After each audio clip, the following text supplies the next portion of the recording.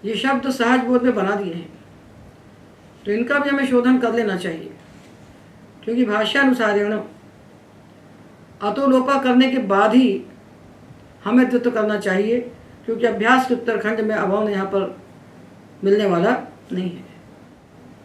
तो ऊन धातु से औनिनत अर्थ धातु में पहले अतोलोपा करके फिर थी को द्वित्व करेंगे, तो आर तिथत। अंध धातु में पहले अतोलोपा करके धीधि को द्वित्व करेंगे, तो आन दिधत औ निनत आर तिथत आन दिधत, यही प्रयोग साधु हैं। ये हमने इन धातुओं के रूप बनाए जो हमें पाठ में तो अनेक आज दिख रहे हैं, पर प्रक्रिया में अतोलोपा होने से वो एकाच हो जाते हैं। तो सामान्य प्रक्रिया में आ गई, तो एक ही धातु बचता है, ऊणु धातु, अजादि अनेकाच, जिसमें धातु का अवयव ही द्वितीय एकाच मिल जाता है। उसके रूप हमने बना लिए। अब बाकी धातुओं के रूप हम जैसे इसको बनाया है इसी प्रकार हम बनाते चले जाएंगे। तो ये हमने इनके रूप बना लिए। ये हमने अदंत धातु के रूप बना लिए। ऊणु का बनाया जिसमें नु को द्वित्व किया, और अदंत धातुओं में अतोलोपा करके निच को मिलाकर हमने द्वितीय अवयव एकाच को द्वित्व किया। तो अनिनत आर्तिथत आंतिधत इत्यादि रूप हमने बनाए। अब हम बाकी धातुओं को लेते हैं जो धातु पाठ में पढ़े हुए हैं, आजादी है और एकाच है। उनमें निच ही बनेगा द्वित्व का स्थानीय। जैसे हमने एक धातु लिया, एक धातु हमने लिया, निच के सहित इसकी धातु संज्ञा है, सनाद्यंता धातु से इसकी धातु संज्ञा है। तो अजादे द्वितीय से जब हम द्वित्व करेंगे चंग परे होने पर, तो खा और ई को मिला के जो खी बनेगा इसी को द्वित्व होगा, यही द्वित्व का स्थानीय होगा। तो प्रश्न ये है कि पहले हम खी को द्वित्व करें, अथवा ये इख में जो उपधा में इकार है इसको पुगंत लघु उपधा से जैसे गुण प्राप्त है इसको पहले करें। यदि हम पहले गुण नहीं करते तो द्वित्व करने के बाद गुण हमको प्राप्त ही नहीं होगा। तो हम इसको गुण करें, फिर नवचंग उपधा या ह्रस्व से इसको ह्रस्व करें, उसके बाद द्वित्व करें। 3 काम हमें करना है। उपधा को गुण करना है, उपधा को गुण प्राप्त है, गुण करने के बाद उसको ह्रस्व प्राप्त है नवचंग उपधा या ह्रस्व से, और चंग से द्वित्व प्राप्त है। 3 कार्य हमारे सामने खड़े हुए। तो ओनरी के हृदयकरण को व्यर्थ करके जो हमको ज्ञापन मिला कि बहिरंगोपधा ह्रस्व द्वित्वात् प्रागेव, द्वित्व के पहले हो जाता है। तो हम पहले इसको गुण करेंगे, पहले हम इसकी उपधा को गुण करेंगे, और गुण करने के बाद इसको बनाएंगे हम ए, तो बनेगा एक, और इसके बाद इसको हम ह्रस्व करेंगे। नवचंगी उपधा या ह्रस्व से इसको ह्रस्व करेंगे तो वापस इसको इख बना लेंगे, और फिर खी को द्वित्व करेंगे। खी फिर कोश चू किया, अभ्यास से चर्च किया तो चिखी हो गया। 8 का आगम किया आई चिखत, इस खी को द्वित्व करेंगे, और जो बाद वाला ई है इसका नीचे से लोप कर देंगे। इतने सारे कार्यों की परंपरा है, पंक्ति खड़ी हुई है, पर यदि हम क्रम से नहीं लगाएंगे तो हम साधु शब्द तक नहीं पहुंच पाएंगे। कितने सारे कार्य आप खड़े हमारे सामने। एक कह रहा उपधा गुण कर देंगे, पुगंत लघु उपधा से गुण हुआ तो कहता हूँ चंगी कह उसको हम ह्रस्व कर देंगे, चंगी कह रहा हम द्वित्व करेंगे, और ये नहीं कह रहा उन्हीं का लोप कर देंगे। अरे भाई तुम उन्हीं का लोप कर दोगे तो हम द्वित्व किसको करेंगे? उन्हीं तो हमारा द्वितीय अवयव एकाच है, तो उन्हीं का लोप तो हम करेंगे नहीं। उन्हीं का लोप हम द्वित्व करने के बाद करेंगे, उन्हीं का लोप हम द्वित्व करने के बाद करेंगे, और उपधा को गुण और उपधा को ह्रस्व ये हम द्वित्व के पहले करेंगे। उन्हीं का लोप द्वित्व के बाद, और उपधा को होने वाले जो कार्य हैं उसको द्वित्व के पहले। उपधा को होने वाले कार्य द्वित्व के पहले, तो उपधा को हम गुण करेंगे, गुण करके उसको ह्रस्व कर देंगे, आतश्य को बाद में लगा देंगे, बहिरंग है।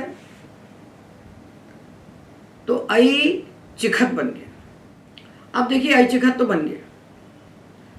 हम यदि उपधा को ह्रस्व करते तो भी ऐचिखत बनना था आटस्य से, और नहीं करते तो भी आटस्य से ऐचिखत ही बनना था। किंतु जब यहाँ मांग का उपयोग करेंगे तो माँ भवान, जब हमने मांग लगा दिया तो आठ नहीं रहा, तो आठ को हटा दिया तो क्या बना? इचिखत। इचिखत बना। इख धातु तो हृदय है नहीं, इचिखत। एद धातु आया, उपधा को ह्रस्व किया तो इध हो गया। माँ भवान इदिधत। जब हम मांग के साथ लुंग का प्रयोग करें उस समय आठ के आगम के बिना जो हमको धातु दिखेगा वहाँ हमको ह्रस्व दिखना चाहिए। तो माँ भवान इदिधत, माँ भवान इचिखत, ये प्रयोग हमको बनाना है। तो इसलिए हम बहिरंग होने के बाद भी उपधा ह्रस्व को पहले कर लेते हैं। अब जहाँ उपधा ह्रस्व अभीष्ट ही नहीं है, जहाँ उपधा ह्रस्व अभीष्ट नहीं है, ऐसे भी धातु हैं बहुत सारे, उनको क्या करें? तो वहाँ उपधा ह्रस्व को रोकने के लिए भगवान पाणिनि उन धातुओं में ऋकार की संज्ञा कर देते हैं। जैसे ओरी, ओखरी, एशरी, एजरी, ऐसे जो ऋदित धातु हैं अजादी, इनको ऋदित क्यों किया? इसलिए किया इनकी उपधा को जो नौचंगी से होने वाला ह्रस्व था उसका नागलोपी शास्त्रीताम से निषेध हो जाए, तो उपधा को ह्रस्व ना हो। तो जब उपधा को ह्रस्व इनके नहीं होगा, जब आज आगम नहीं करेंगे तो ओ सुनाई पड़े, आज करेंगे तो औ हो जाएगा, रूप बनेगा औ उणी उणत, और जब आज को हटा दिया तो ओ उणी उणत, ये ओ ही सुनाई पड़े। इसी प्रकार एश में आई शिशत और आज के बिना ए शिशत, एज में आई जिजत और आज के बिना ए जिजत, ओख में औ चिखत और आज के बिना ओ चिखत। तो आज के बिना भी इनमें ओ ए सुनाई पड़ता रहे, इनकी उपधा को ना सुनना हो, इसलिए इन धातुओं को हृदित कर दिया और हृदित करके नागलोपी शास्त्रीताम से इनकी उपधा के ह्रस्व को रोक दिया। अब देख लीजिए 450 पृष्ठ पर जो प्रयोग दिए हैं इनको देख लीजिए।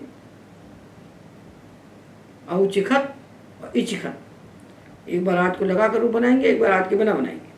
ओखरी धातु हृदित है तो औचिखत और ओचिखत आठ के बिना। ईश आठ के सहित ऐशिशत, आठ नहीं है तो ए शिशत, क्योंकि एश्री धातु हृदित है। एद धातु हृदित नहीं है, एद हृदित नहीं है, तो उपधा को ह्रस्व किया तो इध हो गया, ईध, और धीधि को दुत्त किया, ईदिधत। आठ के सहित ऐदिधत, आठ के बिना ईदिधत। ऊह, ऊह द्वित किसको होगा? ही को, ही गोष्ठों से अभ्यास के हा को हम चुत्व करके जकार बना देंगे, झकार बना के जकार बनाएंगे। आटस्य से वृद्धि की तो औ जिहत, औ जिहत, और जब आदागम नहीं होगा तब माँ भवान उजिहत, ह्रस्व हो जाएगा। देखिए ऊ धातु है, इसकी उपधा को क्या प्राप्त है? नौचंगी से ह्रस्व प्राप्त है, ह्रस्व प्राप्त है।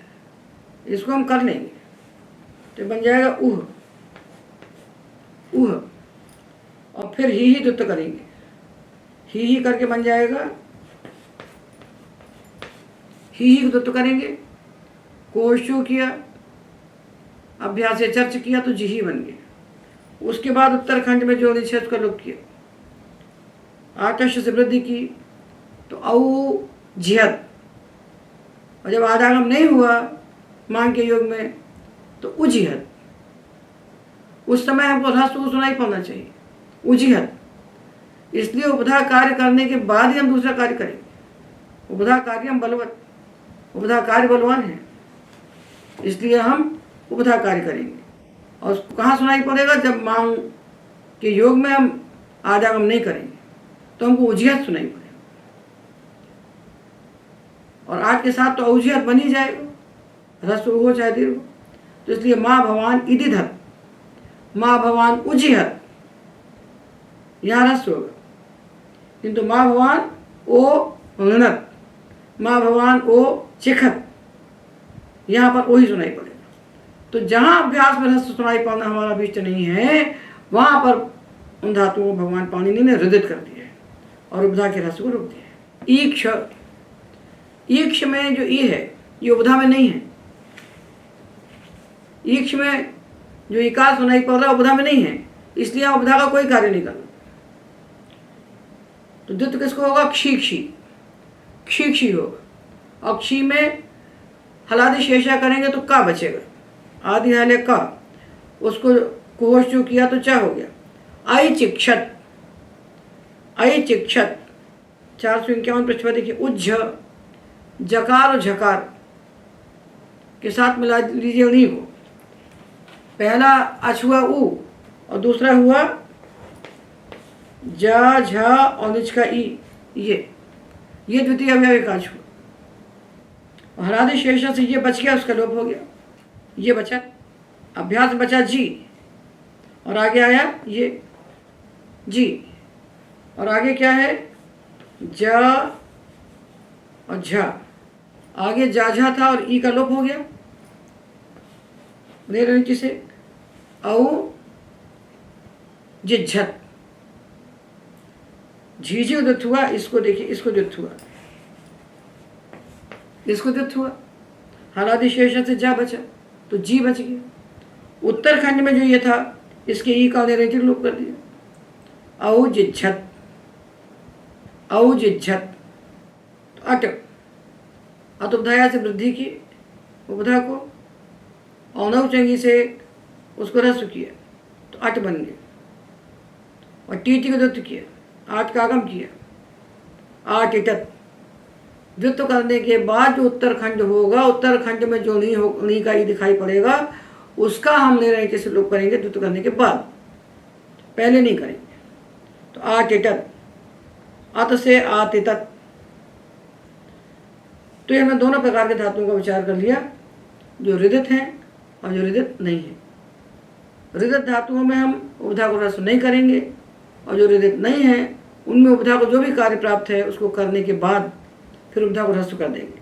अट में हम अतुपधाया से वृद्धि करके उपधा को ह्रस्व करेंगे। इख में हम उपधा को गुण करने के बाद ह्रस्व करेंगे। उख में हम उपधा को गुण करने के बाद ह्रस्व करेंगे। इश में हम उपधा को गुण करने के बाद ह्रस्व करेंगे। किंतु ओखरी में और ओनरी में, एश्री एजरी में हम उपधा को ह्रस्व नहीं करेंगे, क्योंकि ये हृदित है। ये हमने इनका विचार कर लिया। तो अब देखिए, ये आज़ादी है, एकाच है, इनके बाद निच है और चंग है। तो निच को मिलाकर द्वित्व करना है। तो इट्टा निच, टी शी खी और धी, ये द्वित्व के स्थानीय बनेगा। यहाँ टी टी द्वित्व होगा, यहाँ शीशी होगा, यहाँ खी होगा और यहाँ धी होगा। किंतु हमको उपधा कार्य पहले करना है। तो अट में हम पहले अतुपधाया से वृद्धि करेंगे 8, और उसके बाद नौचंग उपधाया ह्रस्व से ह्रस्व करेंगे, और फिर टीटी को द्वित्व करेंगे। इश में हम पहले उपधा को गुण करेंगे एश, और नौचंगी से उसको ह्रस्व करके फिर इश बनाएंगे। उसके बाद शीशी को द्वित्व करेंगे। उख में उपधा को गुण करेंगे ओ, और नौचंगी से उसको ह्रस्व करके उख बनाएंगे। फिर खी को द्वित्व करेंगे। तो आठ इटत, आई शीशत, औ चिखत। और रिद में पहले हम इसको गुण करेंगे तो बनेगा अर, तो अर्ध ही बनेगा, अर्ध ही बनेगा। जब गुण करके इसको हमने री को अर्ध बना दिया, रिद को अर्ध बना दिया उपधा को गुण करके, तो अब इसमें अर्ध बनने के बाद कोई कार्य उपधा में प्राप्त नहीं रहा, क्योंकि उपधा में आ गया हरा। तो हम धी को द्वित्व कर देंगे, धी को द्वित्व करेंगे। और आठ का आगम किया तो आर दिधत, आटिठत, ऐशिषत, औचिखत, आर दिधत, ये बन जाएंगे। ये क्रम है। पहले निज निमित्तक अंगकार्य जो प्राप्त है उसको करेंगे, फिर नवचंगी से ह्रस्व करेंगे, यहाँ प्राप्त नहीं है तो ह्रस्व नहीं करेंगे। उसके बाद निज के सहित हम द्वित्व करेंगे, धातु का हर और निज का ई मिला करके। और उत्तरखंड में जो हमको दिखाई पड़ेगा, जो अभ्यास का उत्तरखंड है, उसमें जो नहीं है उसका फिर हम नीचे से लोप कर देंगे। तो ये एक बात हो गई। और जिन धातुओं की उपधा में कोई कार्य ही प्राप्त नहीं है, जैसे ईक्ष, तो उपधा में रस हो ही नहीं सकता। उपधा में का बैठा है? रिंफ, उज्झ, उपज, उन्द, अर्ध, इनकी उपधा में अच्छा ही नहीं, तो इनकी उपधा को कोई कार्य ही प्राप्त नहीं है। इनकी उपधा में कोई कार्य प्राप्त नहीं है, इसलिए इनमें हम सीधा सीधा द्वित्व कर देंगे। ये ना दा के बाद निज का ई आया, तो नकार को छोड़ा हमने, नंद्रा संयोग आदय से, तो दीदी को द्वित्व कर देंगे। औन दिदक, अर्च में रेप को छोड़ेंगे और चकार इकार को मिला के चीची को द्वित्व करेंगे। आर चिचत, उपज में इसको छोड़ेंगे, बकार दो पद है, इसको दो पद कहा गया है, तो इसको छोड़ेंगे और जीजी को द्वित्व करेंगे। तो औपजिजत, देखिए अद्य धातु है, इसमें दो डा हमको दिखाई पड़ रहे हैं। यदि पहले वाला डा दकार है और इष्टुत होकर जकार बना है, तब तो हमको इसको छोड़ करके द्वित्व करना पड़ेगा। नंद्रा संयोग आदि से इसको छोड़ना पड़ेगा, तब द्वित्व होगा डी डी। और यदि डकार है तो दोनों डी को मिलाकर द्वित्व करना पड़ेगा। तो इसको हमने दकार मान लिया, तो इसको छोड़ दिया और डी डी को द्वित्व कर लिया, तो आठ डिजत बन गया। तो उन्द से औन दिदत, अर्च से आर चिचत, अड्ड से आठ डिजत। और धातु आएगा अट्ट। अब देखिए अट्ट, यहाँ टाटा बैठे हैं दो, तो नंदरा तो यहाँ लग नहीं रहा है, नादारा तो है नहीं, तो इस पूरे को द्वित्व होगा। द्वित्व हमको इसको करना पड़ेगा, इसको द्वित्व होगा, यही बनेगा द्वितीय अवयव।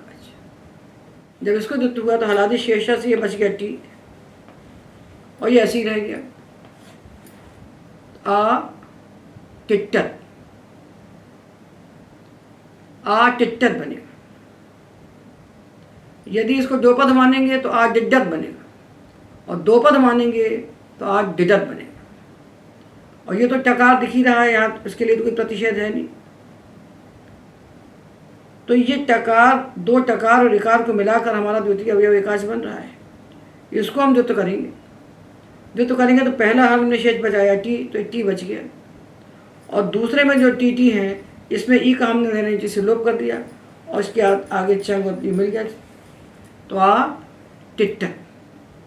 ये उन धातुओं पर विचार कर रहे हैं जिनकी उपधा को कोई कार्य प्राप्त नहीं हो रहा है, केवल द्वित्व करना है और हलादि शेषा इत्यादि कार्य करके रूप को निष्पन्न कर लेना है। ये धातु रिंफ, रिंफ, तो ये धातु नोपद है। तो ये मकार जो दिख रहा है, ये नकार है जो अनुस्वार पर समान होकर मकार दिख रहा है, इसको छोड़ दिया और फीफी को द्वित्व किया। फीफी द्वित्व किया, इसको हमने चर्त करके पा बनाया, इसमें आठ का आगम किया, इसको वृद्धि किया, चशित तो आर हो गया। आर्न पिफत, आर्न पिफत, ये दिया है 452 पृष्ठ पर, इसको देख लीजिए। तो ये हमने उन आजादी धातुओं को देखा जिनकी उपधा को गुण हुआ, अथवा जिनकी उपधा में अच है ही नहीं, जिनकी उपधा में कोई कार्य ही प्राप्त नहीं हुआ। अब हम देखते हैं उन आजादी धातुओं को जो अचोनिति का विषय है, जिनके आदि में भी अच है और अंत में भी अच है, अर्थात तो एक ही अच वाले हैं, अर्थात उनमें हल है ही नहीं। ये धातु है ई, उ और री। तो देखिए इनके बाद है निच, निच, उसके बाद है चंग। तो निच परे होने पर अचो नीति से इसको हो जाएगी वृद्धि, तो बन जाएगा आई। एचो जवा यावा से होगा इसको आय। इसके बाद बैठा है निच का ई, इसके बाद ही है। तो यहाँ नवचंग उपधाया ह्रस्व से इसको हम ह्रस्व कर देंगे, तो बनेगा आई, आई। इसके पहले आएगा आद आगम, और जी को हम दुत्व करेंगे, इसको वृद्धि करेंगे, इसका हम लोप करेंगे। आ यी यत, आ यी यत। ऊ को वृद्धि करेंगे तो बनेगा औ।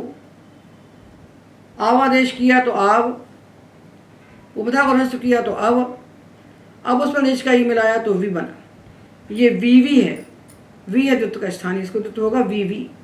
आ विवत, ई धातु से आ यत और ऊ धातु से आ विवत, किंतु रि धातु के लिए विशेष सूत्र है।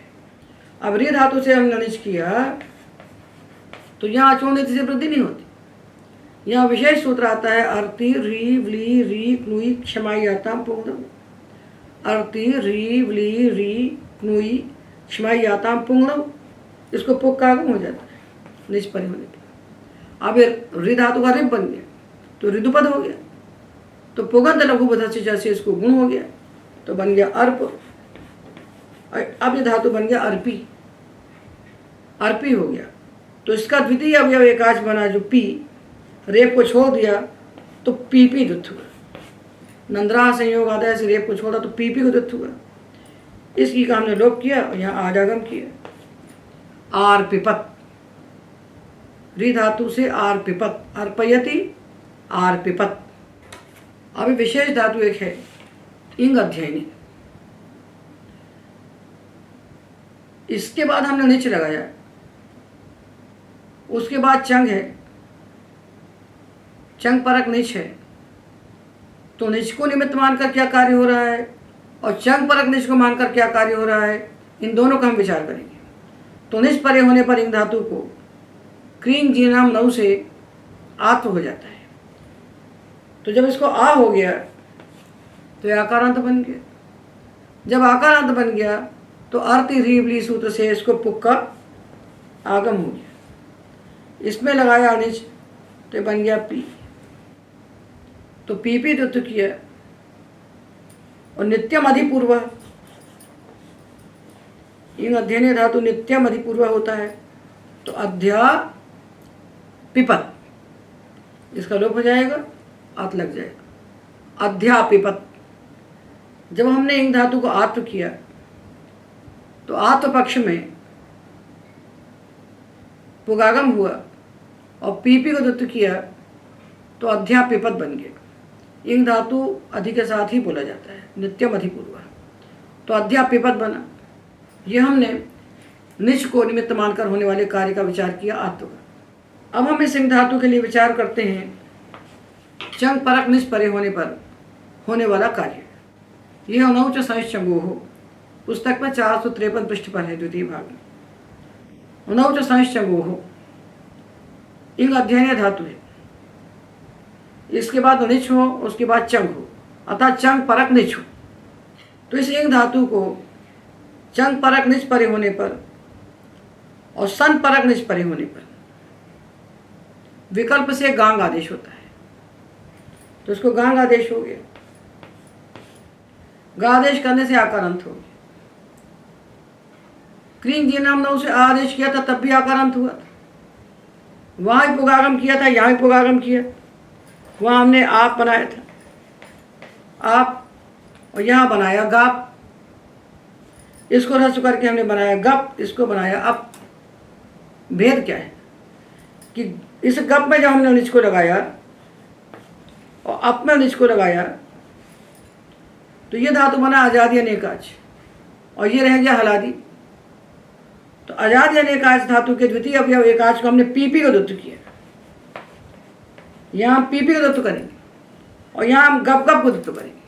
तो गप गप जगप, जगप बनने के बाद हमने देखा कि ये लघु है, इसके बाद भी लघु है, अभ्यास के अंत में का लघु है, अभ्यास के बाद भी लघु है, तो अभ्यास के बाद का लघु होने से सन्निबद्ध भाव हो गया, ई हो गया संयता से, और दोनों का लघु होने से दीर्घो लघु से दीर्घ हो गया तो बना अजी गपत। ये बनने के बाद ही का लोप हो जाएगा, ये ऋणी से लोप हो जाएगा उसका, हमारा इस कार्य के सिद्ध होने के बाद लोप हो जाएगा। तो अजी गपत और अधिक उपसर्ग लगाया अध्य जी गपत। तो आत्म करने पर पीपी को द्युत और गा आदेश करने पर गप गप को द्युत। तो अध्य जी गपत और अध्या पिपत, ये दो रूप बनेंगे निजंत इंग धातु से, इंग अध्ययन धातु से जब हम निच करेंगे तो चंग परे होने पर इसके दो रूप बनेंगे। तो जो आत्म होगा क्रीं जी नाम लघु से उसका निमित्त होगा निच, और जो गा आदेश होगा उसका निमित्त होगा चंग परक निच, इसलिए दो रूप बने। एतावता हमने वर्ग बनाकर सारे वर्गों के प्रतिनिधि धातु हमने आपको बना के दिखा दी। इनका आश्रय लेकर धातु पाठ में जितने भी धातु हैं चुरादि सहित, उन सारे धातुओं के चंग परक निज परे होने पर रूप आप निष्पन्न कर सकते हैं। हमने प्रतिनिधि सारे धातु बता दिए, जितने बताए उन वर्ग में किसी न किसी वर्ग में वो धातु आता है। वर्गीकरण करके खंड खंड करके हमने सारे धातुओं को रूप निष्पन्न कर लिए, और इसके साथ ही चंग प्रत्यय लगाने की विधि भी समाप्त होती है। लुंग लकार परे होने पर 3 सूत्र आए हैं जो सा करते हैं, और 4 सूत्र आए हैं जो चंग करते हैं, और उसके बाद अस्यति व्यक्ति ख्याति भ्योंग से लेकर के जो सूत्र हैं वो अंग करते हैं। तो सा,